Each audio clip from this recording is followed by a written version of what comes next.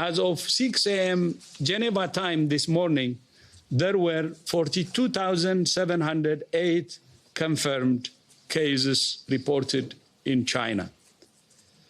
And tragically, we have now surpassed 1,000 deaths. 1,017 people in China have lost their lives to this virus. Most of the cases and most of the deaths are in Hubei province, Wuhan. Outside China, there are 393 cases in 24 countries and 1 death. Last week, I told you that we had engaged WHO's network of country representatives, as well as the United Nations resident coordinators in countries, to brief them on the outbreak and inform them about the steps they can take. I also briefed Secretary General Antonio Guterres, and we agreed to leverage the power of the entire UN system in the response. Today, we have also activated a UN crisis management team to be led by my general, Dr. Mike Ryan.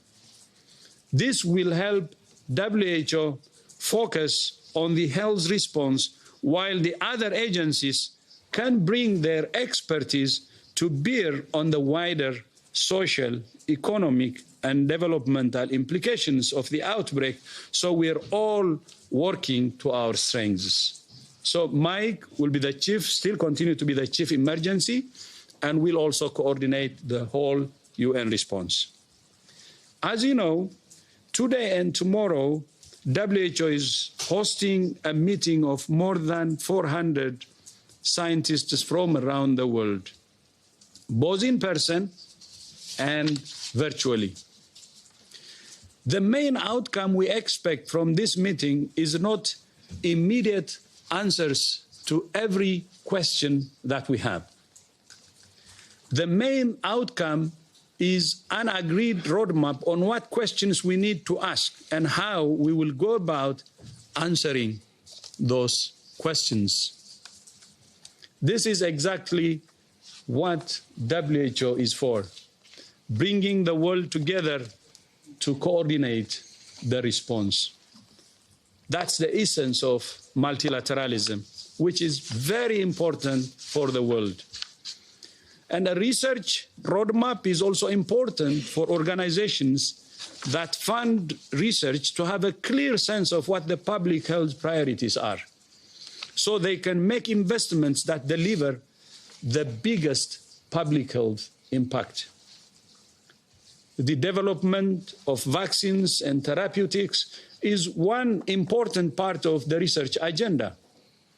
But it's not only one part. They will take time to develop, but in the meantime, we're not defenseless. There are many basic public health interventions that are available to us now and which can prevent infections now. For instance, the first vaccine could be ready in 18 months. So we have to do everything today using the available weapon to fight this virus, while preparing for the long term using the preparation for the vaccines. That's why we have sent supplies to countries to diagnose and treat patients and protect health workers. We have advised countries on how to prevent the spread of disease and care for those who are sick. We're strengthening the lab capacity all over the world. We're training thousands of health workers, and we're keeping the public informed about what everyone can do to protect their own health and that of others. It's when each and every individual becomes part of the prevention and control, the containment strategy, that we can succeed. So that's why reaching out to the public directly and telling the public the kind of precautions they need to take.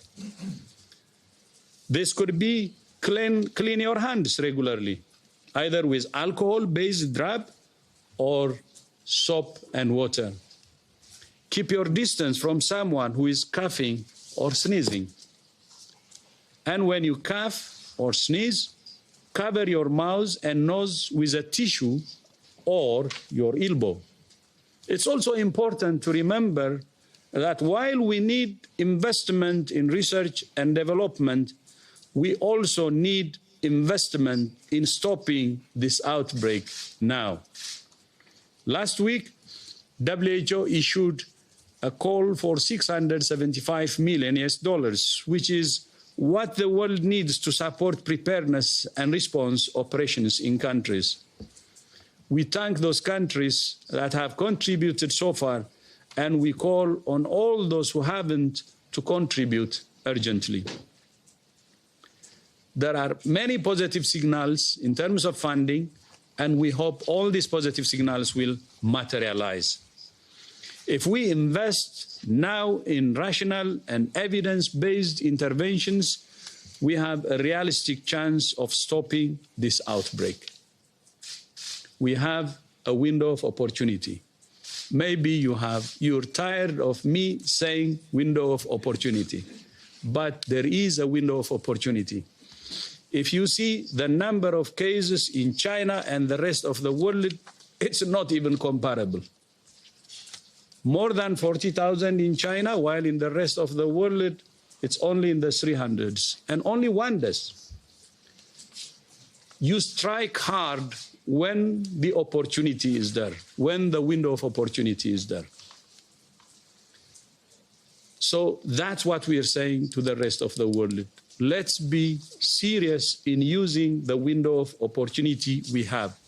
We shouldn't lose this opportunity. If we lose, we will regret it.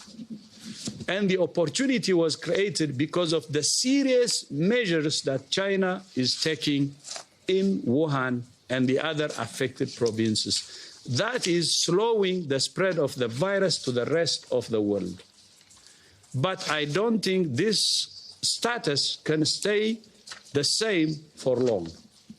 That's why we have to use the current window of opportunity to hit hard and stand in unison to fight this virus in every corner.